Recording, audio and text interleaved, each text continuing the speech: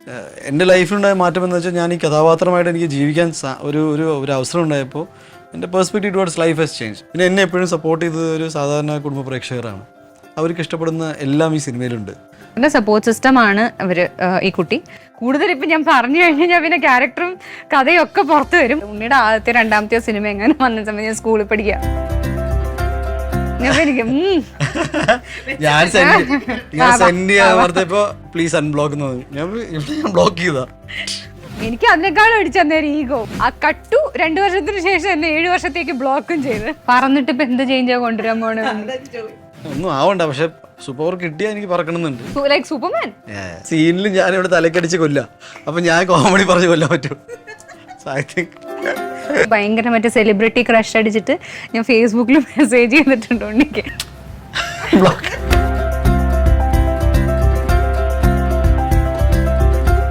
ജയഗണേഷ് സിനിമയുടെ വിശേഷങ്ങളുമായി ഇന്ന് നമ്മളോടൊപ്പം ഉള്ളത് ഉണ്ണി മുകുന്ദൻ ആൻഡ് മഹിമ നമ്പ്യാർ. രണ്ടുപേർക്കും സ്വാഗതം. Thank you so much. ഇപ്പോൾ ഭയങ്കര ഒരു ഫെസ്റ്റിവൽ മൂഡിലാണ് ഇപ്പോൾ കേരള ആയാലും ഇപ്പോൾ ഫിലിം ഇൻഡസ്ട്രി ആയാലും പോയിക്കൊണ്ടിരിക്കുന്നത്. വിഷു ആണ്, ഈദാണ്. അപ്പോൾ വിഷു ഒരുക്കങ്ങളൊക്കെ രണ്ടുപേരുടെയും കഴിഞ്ഞോ? അല്ല, ഇങ്ങനെ ഇത് നീണ്ട വിഷു ആയിരിക്കും എനിക്ക്. പ്രൈമറിലി ബിക്കോസ് ജയഗണേഷിന്റെ റിലീസാണ്. പിന്നെ അതിനെ സംബന്ധിച്ചുള്ള സെലിബ്രേഷൻസ് ബിക്കോസ് ഒരു വലിയൊരു പ്രോസസ്സായിരുന്നു. സിനിമ ഷൂട്ട് ചെയ്യുകയും pre production to post production. ഇനി സിനിമയ്ക്ക് നല്ല അഭിപ്രായം വന്ന് നമ്മളത് ഇനി സെലിബ്രേഷൻ വരാൻ പോകുന്നുള്ളൂ. സോ ഇതെല്ലാം കൂട്ടിച്ചേർത്ത് വലിയൊരു സെലിബ്രേഷൻ ആയിരിക്കും. മഹിമയുടെയും എനിക്ക് തവണത്തെ വിഷു വെരി സ്പെഷ്യലാണ്. അതിനൊരു മെയിൻ കാരണം ജയഗണേഷ് തന്നെയാണ്. പിന്നെ ഇനിയിപ്പം എല്ലാ വർഷം എപ്പോഴായാലും I make sure that Vishu സമയത്ത് ഇപ്പോൾ വീട്ടിൽ സെലിബ്രേറ്റ് ചെയ്യാൻ പറ്റണം എന്നുള്ളത് ഇപ്പം നമുക്ക് പറയാൻ പറ്റില്ലല്ലോ. അപ്പം എവിടെയായാലും ഫാമിലി മെമ്പേഴ്സ് എല്ലാവരും ഒരുമിച്ച് സെലിബ്രേറ്റ് ചെയ്യണം എന്നുള്ളതാണ് ഞങ്ങൾ വീട്ടിൽ വെച്ച ഒരു റൂള്. അത് എവിടെയാണെങ്കിലും എത്തിക്കൊള്ളണം എല്ലാവരും. അതെ, വിഷു ആയാലും ഓണം ആയാലും എല്ലാവരും എത്തിക്കൊള്ളണം. അപ്പം ഇത്തവണയും I M celebrating it with my family. എല്ലാവരും വന്നിട്ടുണ്ട്. അപ്പം ഓക്കെ. ഇപ്പോൾ ജയഗണേഷ് ഇപ്പോൾ 11-ാം തീയതി തിയേറ്ററിലോട്ട് വരികയാണ്. എന്താണ് ജയഗണേഷ്? നമുക്കൊരു ചെറിയൊരു എന്തൊക്കെയാണ് ട്രെയിലർ ഇൻട്രസ്റ്റിംഗ് അല്ലേ? അതെ അതെ, സീരിയസ്ലി ഭയങ്കര ഇൻട്രസ്റ്റിംഗ്. അല്ല, സിനിമ ഒരു നല്ല കൊമേഴ്ഷ്യൽ പാക്കേജിങ്, ഒരു ഫാമിലി എൻ്റർടൈനറാണ്. ഞാൻ കൂടുതൽ സിനിമയെക്കുറിച്ച് പറയുന്നില്ല, സിനിമയുടെ സ്വഭാവം പറയാം. അത് ഒരു കുടുംബത്തിന് ഈ വിഷുകാലത്ത് വിത്ത് ഫാമിലി വളരെ സന്തോഷത്തോടെ കണ്ടിരിക്കേണ്ട സിനിമയായിരിക്കും ജയഗണേഷ്. ചിരിപ്പിക്കാനും ചിന്തിപ്പിക്കാനും ഇൻസ്പയർ ചെയ്യാനും മോട്ടിവേറ്റ് ചെയ്യാനും എല്ലാം പറ്റുന്ന ഒരു സിനിമയായിരിക്കും ജയഗണേഷ് ഫോർ ഷുവർ. ഇപ്പോൾ രണ്ടുപേരുടെയും വലിയൊരു ഹിറ്റിന് ശേഷമാണ് രണ്ടാൾക്കാരുടെ സിനിമ വരുന്നത്. ഒരു ടെൻഷൻ ഉണ്ടാവില്ലേ നമുക്ക് ഉള്ളിൽ? അയ്യോ, ഒരു വലിയൊരു ഹിറ്റാണ്, അപ്പോൾ പ്രേക്ഷകർ അത്രയും എക്സ്പെക്ട് ചെയ്യുന്നുണ്ടല്ലോ രണ്ടുപേരിൽ നിന്ന്. അപ്പോൾ ഒരു ടെൻഷൻ ഉണ്ടോ അതോ ഫ്രീ ആണോ രണ്ടുപേരും? ഐ മീൻ, എനിക്ക് ടെൻഷനൊന്നുമില്ല. നമുക്ക് മിനിമം ഇപ്പോൾ ഇതിൻ്റെ 12ാമത്തെ വർഷമാണ് ഇൻഡസ്ട്രിയിൽ.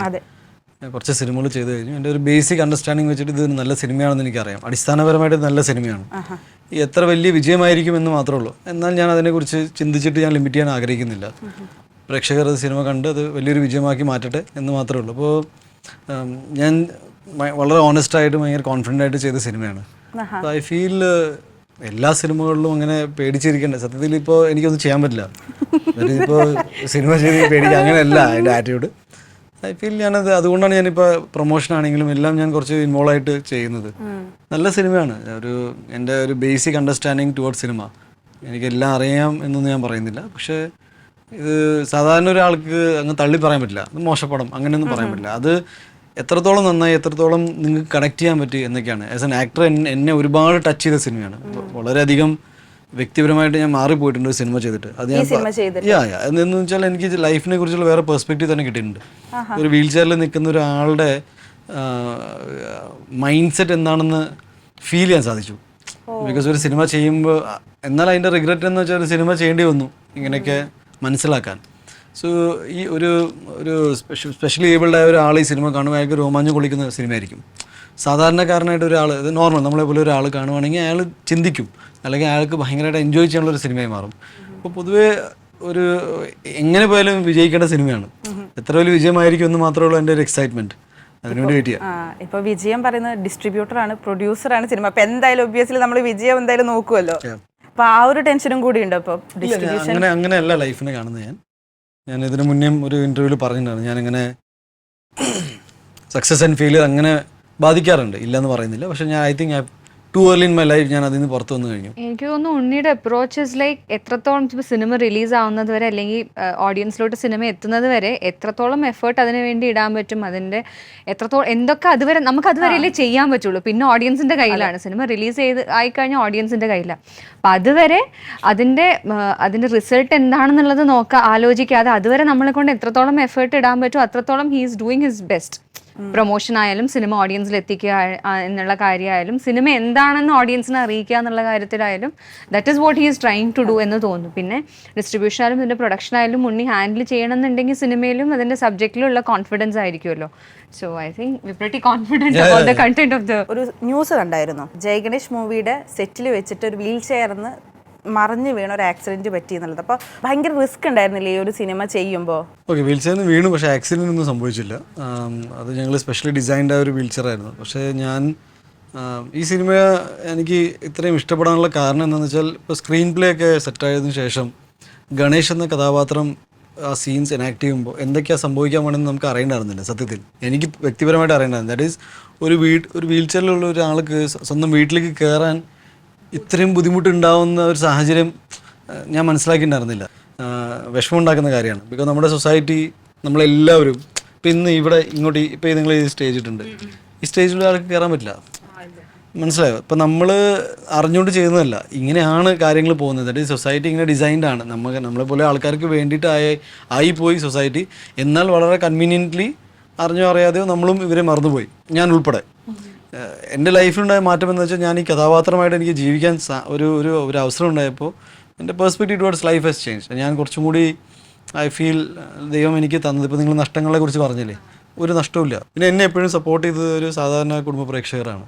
അവർക്ക് ഇഷ്ടപ്പെടുന്ന എല്ലാം ഈ സിനിമയിലുണ്ട്. പിന്നെ ഞാൻ ഇത്രയും ടെൻഷൻ അടിച്ചിട്ട് അയ്യോ സിനിമ റിലീസ്, ഇത് 10ാം ക്ലാസ് എക്സാം ഒന്നുമല്ലല്ലോ, അതൊക്കെ എൻ്റെ ലൈഫിൽ കഴിഞ്ഞു. 7ാം ക്ലാസ്സിലാണ് ഏറ്റവും കൂടുതൽ ഞാൻ ടെൻഷൻ അടിച്ചത്.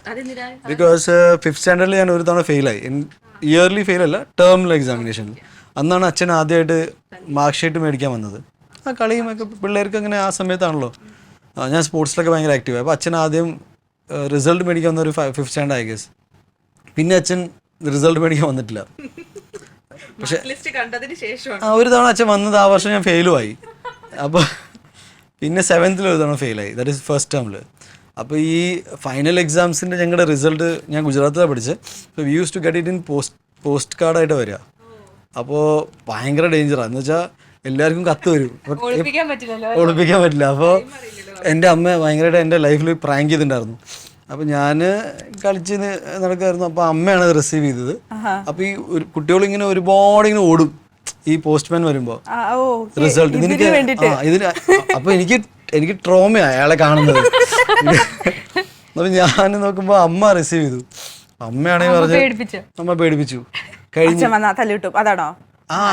എന്റെ അച്ഛൻ അങ്ങനത്തെ പേടിപ്പിക്കുന്നില്ലല്ലോ. എന്റെ അമ്മ പറഞ്ഞു പുതിയ പുസ്തകം മേടിക്കണ്ട, പുതിയ ഡ്രസ്സ് മേടിക്കണ്ട. അപ്പൊ എനിക്ക് ഇങ്ങനെ കേൾക്കാം, ഞാൻ എന്ത് പറ്റിയെന്ന് പറഞ്ഞിട്ട്. അപ്പൊ ഞാൻ എന്താ ബാത്റൂമിൽ ഞാൻ പുറത്തിറങ്ങിയില്ല. ഞാൻ ഉള്ളിൽ ഭയങ്കര എൻ്റെ ജീവിതം കഴിഞ്ഞ് ഞാൻ കരച്ചിരി പിടിച്ചിലായിട്ട്. അപ്പോൾ നീ പുറത്തേക്ക് വന്നോ? ഇല്ല ഞാൻ വരില്ല. അപ്പോൾ ഞാൻ കുറേ മണിക്കൂർ കഴിഞ്ഞിട്ട് ഞാൻ പുറത്തിറങ്ങി. ഇനി ശരി, ഞാൻ ഇനി എന്ത് ചെയ്യാനോ? അപ്പോൾ എൻ്റെ അമ്മ ഇത് 2-3 മണിക്കൂറോളം ഇതിങ്ങനെ അമ്മ ഇങ്ങനെ ഒയ്യോ. പിന്നെ അമ്മ പറഞ്ഞു passed and promoted to 8th standard എന്ന് വന്നപ്പോൾ ഒറ്റ ദിവസമാണ് എനിക്ക് എന്തോ വലിയൊരു കാര്യം കിട്ടിയത്. ആ സ്ട്രെസ്സിന്റെ അത്ര സ്ട്രെസ് ഇനി വരില്ല. അല്ല, പിന്നെ എൻ്റെ അച്ഛൻ എനിക്ക് വേണ്ടി ഒരു സർട്ടിഫിക്കറ്റ് അല്ല ഹലോ എൻ്റെ അച്ഛൻ പിന്നെ എനിക്ക് വേണ്ടി സർട്ടിഫിക്കറ്റ് റിസീവ് ചെയ്യാൻ വന്നത് നാഷണൽ അവാർഡ് മേടിക്കാനാണ്. ഞാനത് ചോദിക്കാൻ നിൽക്കുകയായിരുന്നു. അതെ, അച്ഛന് ഭയങ്കര മൊമെന്റ് ആയിരുന്നു, എന്നെ സംബന്ധിച്ച് ഭയങ്കര ഒരു മൊമെന്റ് ആയിരുന്നു. മഹിമയുടെ ക്യാരക്ടർ ഉണ്ണിയുടെ പേരായിട്ടാണ് വന്നിരിക്കുന്നത്. അപ്പൊ ആ ഒരു ക്യാരക്ടറിനെ കുറിച്ചിട്ടൊന്ന്. ക്യാരക്ടറിന്റെ പേര് നിധി എന്നാണ്. ഒരു സെൽഫ് മെയ്ഡ് മെച്ചോർഡായ, ഇപ്പം RDX പോലത്തെ ക്യാരക്ടർ അല്ല. RDX തന്നെ ഇപ്പം RDX റിലീസ് ശേഷം എല്ലാവരും എന്നെ അങ്ങനെ ഒരു ക്യൂട്ടായ ഒരു അങ്ങനെ ഒരു രീതിയിലായിരിക്കും എല്ലാവരും എന്നെ കണ്ടിട്ടുണ്ടാവുക. അപ്പം കമ്മിങ് ടു ജയ ഗണേഷ് ഇത് കംപ്ലീറ്റ്ലി ഡിഫറെൻ്റ് ആയിരിക്കും. എക്സ്ട്രീം ഓപ്പോസിറ്റിൽ നിൽക്കുന്ന ക്യാരക്ടറാണ്. ഭയങ്കര മെച്ചോർഡാണ്. ഗണേഷ് എന്ന് പറയുന്ന ക്യാരക്ടറിന്റെ സപ്പോർട്ട് സിസ്റ്റം ആണ് ഈ കുട്ടി. കൂടുതൽ ഇപ്പം ഞാൻ പറഞ്ഞു കഴിഞ്ഞാൽ പിന്നെ ക്യാരക്ടറും കഥയും ഒക്കെ പുറത്ത് വരും. അവിടെ ഞാൻ പറയാം. തന്നെ മഹിമയുടെ കാസർഗോഡ് ഭാഷ ഭയങ്കര ഹിറ്റാ. പറയിപ്പിക്കാനുള്ള ടെൻഡൻസി ഉണ്ട്. അല്ല ഇതിപ്പോ സെറ്റിലും കാസർഗോഡ് ഭാഷ സംസാരിക്കുമായിരുന്നു. അങ്ങനെ സംസാരിക്കും ഞാൻ നമ്മൾ ആവശ്യപ്പെട്ടില്ല. ഇല്ല സെറ്റിലൊക്കെ ഐ ഡോണ്ട് തിങ്ക് ഇങ്ങനെ ചിരിക്കാനുള്ള സ്പേസും കൊടുത്തിട്ടില്ല. ആക്ച്വലി RDX എന്ന സിനിമയ്ക്ക് ശേഷം ഓഡിഷൻ കൊടുത്തിട്ടാണ് ഈ സിനിമയിൽ സെലക്ട് ആയത്. So that is a very എനിക്ക് കഥ നെറേറ്റ് ചെയ്ത് തരുന്നതിന് മുമ്പ് തന്നെ I was asked to give an audition. കാരണം അതായത് RDXൽ ഞാൻ നേരത്തെ പറഞ്ഞ പോലെ ക്യൂട്ടായ അങ്ങനെ ഒരു ക്യാരക്ടർ ആണല്ലോ. ഇത് അതുപോലത്തെ ഒരു ക്യാരക്ടർ അല്ല, ഇത് ഭയങ്കര മെച്ചോർഡായ ഒരു ക്യാരക്ടർ. അപ്പോൾ ഇത് ഞാൻ എങ്ങനെ ക്യാരി ചെയ്യുമെന്നുള്ളത് ഇവർക്ക് എല്ലാവർക്കും ഡൗട്ടുള്ള ഒരു കാര്യമായിരുന്നു. So I was asked to give an audition. ഒരു വീഡിയോ ചെയ്ത് തരാൻ പറ്റുമോ, ഈ ഡയലോഗ് ചെയ്ത് തരാൻ പറ്റുമോ എന്ന് ചോദിച്ചിട്ട് ഞാനത് ചെയ്ത് കൊടുത്തതിന് ശേഷമാണ് ഞങ്ങൾ നേരിട്ട് മീറ്റ് ചെയ്യുന്നതും എനിക്ക് രഞ്ജിത്ത് സാർ കഥ പറഞ്ഞു തരുന്നതും. അപ്പം എൻ്റെ ക്യാരക്ടർ അങ്ങനെയാണ്, അങ്ങനെ ഒരു ഭയങ്കര തമാശ പറഞ്ഞ് നടക്കുന്ന ഒരു ടൈപ്പ് അല്ല ഈ സിനിമയിലുള്ള എൻ്റെ ക്യാരക്ടർ. ഇന്നതിന് ശേഷം സ്ക്രിപ്റ്റ് വാസ് ഓൾവേസ് ഇവോൾവിങ്. അപ്പോ മഹിമ സൈൻ ചെയ്ത സമയത്ത് മഹിമയൊക്കെ ഉള്ള സീൻസിനേക്കാളും പിന്നെ ഒരുപാട് സീനുകൾ ഇങ്ങനെ ഞങ്ങൾ ഷൂട്ട് ചെയ്തു. അപ്പോൾ അവിടെ ഇരിക്കുമ്പോൾ തന്നെ രഞ്ജിത്ത് ഈ സീനും കൂടി ഉണ്ട്, ഈ സീനും കൂടി പേപ്പർ കണക്കിന് ഇങ്ങനെ ഡയലോഗ് വരും. അപ്പൊ ഞാനേ ഒരു ദിവസം ഞങ്ങൾ ഒരുപാട് സീൻസ് ഒക്കെ എവറി ഡേ ഞങ്ങൾ ഷൂട്ട് ചെയ്തിട്ടുണ്ട് ഈ സിനിമയ്ക്ക് വേണ്ടി. കാസർഗോഡ് ഭാഷ നമ്മൾ പറയാൻ മലയാളം പോലും എനിക്ക് ചെയ്ത് തീർത്താൽ മതി എന്നുള്ള ഫീലായിരിക്കും അല്ലേ. ഇപ്പൊ ഇതിന്റെ ട്രെയിലറിൽ ഒരു കാര്യം പറയുന്നുണ്ട്, ഗണേഷിന് വെള്ളത്തിന്ന് ഒരു സൂപ്പർ പവർ കിട്ടുക. ഇപ്പൊ നിങ്ങൾക്ക് രണ്ടുപേർക്കും ഒരു സൂപ്പർ പവർ കിട്ടുകയാണെന്നുണ്ടെങ്കിൽ എന്തായിരിക്കും ചെയ്യുക? എനിക്ക് സൂപ്പർ പവർ പറക്കണം. എവിടെ പറക്കണം? മൊത്തത്തിൽ പറക്കണം. എനിക്ക് പറക്കണം എന്നാവില്ല, ചിറകൊന്നും വേണ്ട, പറഞ്ഞാൽ മതി. Like Superman. അപ്പൊ സൂപ്പർമാൻ ആണോ ഇഷ്ടമുള്ള? എനിക്ക് ഇഷ്ടമാണ്. എനിക്ക് അല്ലെങ്കിൽ ഇങ്ങനെ ഒന്നും ആവണ്ട, പക്ഷെ സൂപ്പർ പവർ കിട്ടിയാൽ എനിക്ക് പറക്കണമെന്നുണ്ട്. മഹിമയ്ക്ക് എനിക്കങ്ങനെ സൂപ്പർ പവർ ഒന്നും വേണമെന്നൊന്നും തോന്നിയിട്ടില്ല. സാധാരണ ഈ ഒരു പവർ മാത്രം ഉള്ളതൊക്കെ മതി. എനിക്ക് സൂപ്പർ പവർ ചെയ്ത് ഞാൻ എന്ത് സൂപ്പർ പവർ അതിന് നമുക്ക് സൂപ്പർ പവർ വേണോ? ഉണ്ടെങ്കിൽ ഹെൽപ്ഫുൾ ആയിരിക്കും. പറഞ്ഞിട്ട് ഇപ്പൊ എന്ത് ചേഞ്ചാ കൊണ്ടുവരാൻ പോണേ? പറഞ്ഞിട്ട് ഞാൻ എന്റെ സൂപ്പർ പവർ ഇങ്ങനെ ഞാൻ പറയണേ, അങ്ങനെ എന്തെങ്കിലും ചിന്തിച്ച് പറക്കും. ചുമ്മാ കിട്ടിയതല്ലേ, ഞാൻ തന്നെ യൂസ് ചെയ്യാം, ബാക്കി ആൾക്കാർക്കൊന്നും വേണം. പറക്കുന്നു, എനിക്ക് ലിഫ്റ്റ് തന്നാ മതി. മോളെ കൊണ്ടുപോയിട്ടാ ശരി, അതും ചെയ്യൂട്ടോ. പറയാൻ ആണല്ലേ? അതെന്താ അങ്ങനെ പറഞ്ഞേ? അല്ല പറയാൻ ബ്ലോക്ക് ചെയ്തിട്ടുണ്ട്. അപ്പം he is capable of doing this also. എന്റെ മേലെ ഇപ്പൊ ബ്ലോക്ക് ചെയ്തു പറഞ്ഞില്ലേ, ആ സമയത്ത് ഒരു സിനിമ ചെയ്തതിന് ശേഷം റോഡ് വീലറിന് ചോദിക്കാൻ വേണ്ടിട്ട് ചോദിച്ചപ്പോഴല്ലേ ബ്ലോക്ക് ചെയ്തത്? അന്ന് അതൊന്നും ഡിസ്കസ് ചെയ്ത പോലും എന്റെ ഓർമ്മയിലില്ല. പക്ഷെ എനിക്ക് എന്തോ ഞാനും അത് ശരിക്കും മറന്നു, ഉണ്ണിയും അത് മറന്നു. ഞങ്ങളത് അങ്ങനെ ഒരു സീരിയസ് ആയി എടുത്തില്ല. ഞാൻ പിന്നെ ബ്ലോക്ക് ചെയ്തെന്ന് വെച്ചാൽ എനിക്ക് പിന്നെ വേറെ വർഷങ്ങൾക്ക് ശേഷം ഒരു കാര്യം കേട്ടോ, എനിക്ക് വിഷമം വന്ന കാര്യം എന്താണെന്നറിയോ? ഞാൻ സോറി പറഞ്ഞിട്ടും ആള് റെസ്പോണ്ട് ചെയ്ത്. ശരിക്കും പറഞ്ഞാൽ ഞാൻ ആദ്യത്തെ മെസ്സേജ് അയച്ചപ്പോഴല്ല ഉണ്ണി എന്നെ ബ്ലോക്ക് ചെയ്യുന്നത്. രണ്ടാമത് ഞാൻ സോറി പറഞ്ഞ് അയച്ച മെസ്സേജ് ആണ് ആ സമയത്താണ് ബ്ലോക്ക് ചെയ്യുന്നത്. കാരണം ആ സോറി പറയുമ്പോഴും ഞാൻ അറിയാതെ ഉദയൻ പറഞ്ഞു പോയി. പിന്നെ ഒരു കോമൺ ഫ്രണ്ട് ഉണ്ട്, ഇവര് അവരായിട്ട് ഭയങ്കര ഫാമിലിയാണ്. അപ്പൊ ഞാൻ ആ പുള്ളിക്കാരനെ ഉദയാന്ന് പേരെടുത്ത് വിളിച്ചതാണ് ഉണ്ണിക്ക് പ്രശ്നം പറ്റിയത്. ഞങ്ങൾക്ക് രണ്ടുപേർക്കും മൂത്താണ്, ഞങ്ങൾക്ക് രണ്ടുപേർക്കും ഭയങ്കര ഡിയറായ ആളാണ്. അപ്പം ഞാൻ ആ പേരെടുത്ത് വിളിച്ചതാണ് ഉണ്ണിക്ക് ഇഷ്ടപ്പെടാത്തത്. എന്നിട്ട് ഉദയേട്ടൻ എൻ്റെ അടുത്ത് വിളിച്ചിട്ട് നീ ഇങ്ങനെ പറഞ്ഞു, നീ ഒന്ന് കാര്യം പറഞ്ഞ് മനസ്സിലാക്കവനെ എന്ന് പറഞ്ഞിട്ട് ഞാൻ ഉണ്ണി സോറി, ഞാൻ ഇങ്ങനെ പറയാതെ പറയുമ്പോ പറ്റിപ്പോയതാണ്, ഞാൻ സോറി വരെ പറഞ്ഞു. അറിയോ? അത് കണ്ടില്ല. എന്നിട്ടും ബ്ലോക്ക് ചെയ്തന്നെ. ഞാൻ ബ്ലോക്ക് ചെയ്ത് പിന്നെ ഞാൻ നോക്കാൻ പോകില്ല. പിന്നെ ആ കാര്യം ഉണ്ണിയും മറന്നു, ഞാനും മറന്നു. പിന്നെ അവനോ പിന്നെ ഉദയനില്ലാത്ത പ്രശ്നം എന്താണ് ഇയാൾക്കെന്നും പറഞ്ഞ് ഞാനും അങ്ങ് വിട്ടു. സത്യത്തില് അല്ല, അങ്ങനെ ഒരാൾ നമ്മള് ബ്ലോക്ക് ചെയ്തല്ലോ, അപ്പൊ നമുക്കൊരു ഉണ്ടാവില്ല. എനിക്ക് ഒരു പ്രശ്നമില്ലായിരുന്നു. എനിക്ക് അതിനേക്കാളും അടിച്ചന്നേരം ഈഗോ. ഉദയൻ എൻ്റെ അടുത്ത് പറഞ്ഞല്ലോ, ഇത് ബ്ലോക്ക് ചെയ്തും കൂടെ കണ്ടപ്പോ എനിക്ക് പിന്നെ ഉദയേട്ടനില്ലാത്ത എന്ത് പ്രശ്നമാണ് അയാൾക്കെന്നും പറഞ്ഞ് ഞാനും അതങ്ങ് വിട്ടു. തീരുമാനമായി. പിന്നെ ഞങ്ങൾ രണ്ടുപേരും അതങ്ങ് മറന്ന് പിന്നെ ഉണ്ണി എന്നെ അൺബ്ലോക്ക് ചെയ്തിട്ടാണ് പിന്നെ ഈ കോൺവെർസേഷൻ പിന്നെയും സ്റ്റാർട്ട് ചെയ്യുന്നത്. ഞാൻ ആക്ച്വലി പടത്തിൽ പ്രൊഡ്യൂസർ ആയിരുന്നു. മഹിമയുടെ ഓഡിഷൻ എനിക്ക് ഒരുപാട് ഇഷ്ടപ്പെട്ടു.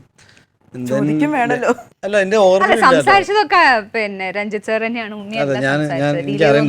ഞാൻ ജസ്റ്റ് ഓഡിഷൻ ടേപ്പ് മാത്രമേ 2 days before ആണ് ഉണ്ണി എനിക്ക് മെസ്സേജ് അയക്കാം.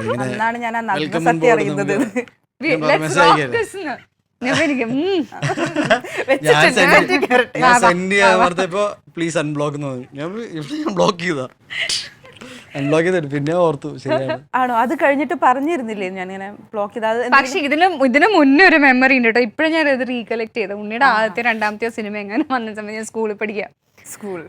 എനിക്ക് ഏത് ക്ലാസ്സിലാന്ന് ഓർമ്മയില്ല. അപ്പോൾ അന്നേരം നേരിട്ട് പരിചയമില്ല. This is before masterpiece ഒക്കെ. ഞാൻ സിനിമയിൽ വരുന്നതിന് മുമ്പാന്ന് തോന്നും.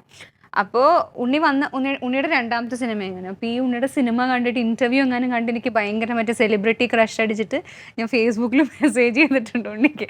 അത് ഓപ്പൺ ചെയ്തിട്ട് റെസ്പോണ്ട് ചെയ്തിട്ടില്ല. കഷ്ടമാണ്. എനിക്കറിയില്ല, ഞാൻ കണ്ടിട്ടില്ല. അതാണ്. Thank you. ഇപ്പോഴാണ് ഞാനത് ഓർക്കുന്നത്. ശരിയാണല്ലോ, ഞാൻ ഇങ്ങനെ ഒരു പരിപാടി പോയിട്ടൊന്ന് ചെക്ക് ചെയ്താൽ മതി.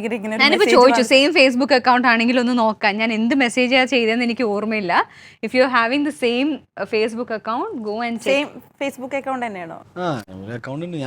പോയി നോക്കണം കേട്ടോ ഞാൻ എന്ത് മെസ്സേജാ ചെയ്തതെന്ന്. കാരണം ഞാൻ അമ്മയും കൂടെ എൻ്റെ അടുത്തിരിപ്പുണ്ട്. ആ സമയത്ത് അമ്മ ഞാൻ അയക്കട്ടെ എന്ന് പറഞ്ഞിട്ടാണ് ഞാൻ ഈ അയക്കുന്ന മെസ്സേജ്. എനിക്ക് നല്ല ഓർമ്മയുണ്ട്. സോ അപ്പൊ ആ ഒരു ബിഗ് ഫാൻ്റെ ഒപ്പം തന്നെയല്ലേ ആ ഫാൻ ആയിരുന്നത് എനിക്ക് മാസ്റ്റർ പീസ് ചെയ്തതോടെ പോയി. And I even told my mother. എനിക്ക് എല്ലാം പോയി.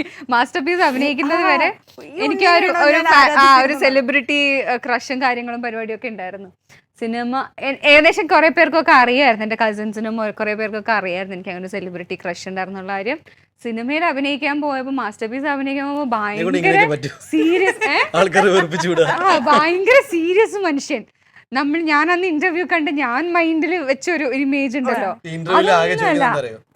ഇഷ്ടമുള്ള ഭക്ഷണം എന്താണ്? അപ്പൊ ഞാൻ ഉണ്ണിയപ്പം. അപ്പൊ എനിക്ക് ഇഷ്ടപ്പെടുന്ന കണ്ടിട്ടൊന്നുമല്ല ഞാൻ ഇന്റർവ്യൂല് നമ്മൾ എന്തൊക്കെ സംസാരിക്കുക. അപ്പൊ ഇത് കണ്ടിട്ട് ഞാൻ ഇങ്ങനെയാണ് അങ്ങനെയാണെന്ന് അല്ല. അപ്പൊ ഞാൻ മാസ്റ്റർ പീസിൽ കണ്ടപ്പോ ഭയങ്കര സീരിയസ് മനുഷ്യൻ. ഞങ്ങൾ ഒറ്റ ദിവസം ഞങ്ങൾക്ക് ഒരു ദിവസം കോമ്പിനേഷൻ ഉണ്ടായിരുന്നല്ലോ. അപ്പൊ അഭിനയിക്കുമ്പോ ഒന്നും മിണ്ടണില്ല. ഞാനാണെങ്കിൽ അന്ന് എക്സൈറ്റ്മെന്റ്. അല്ലല്ല അതല്ല, ആ സീനിൽ ഞാൻ ഇവിടെ തലക്കടിച്ച് കൊല്ല. അപ്പൊ ഞാൻ കോമഡി പറഞ്ഞ് കൊല്ലാൻ പറ്റും. ഒന്ന് ആലോചിച്ച് നോക്കി, ഒരു ഫാൻ ആയിട്ടുള്ള ഒരു ഗേള്.